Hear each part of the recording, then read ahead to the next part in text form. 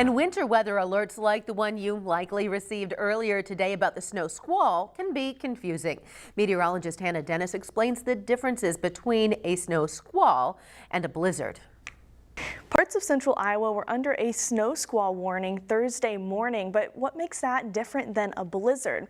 Well, first off, the snow squall warning is a fairly new term. In fact, it was first used in 2018, while the term blizzard was first used to describe a snowstorm back in the 1870s.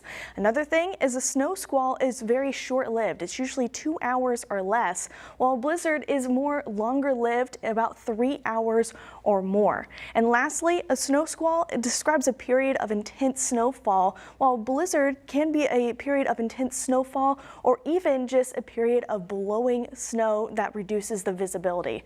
For more in-depth look on the differences between these two, head to weareiowa.com.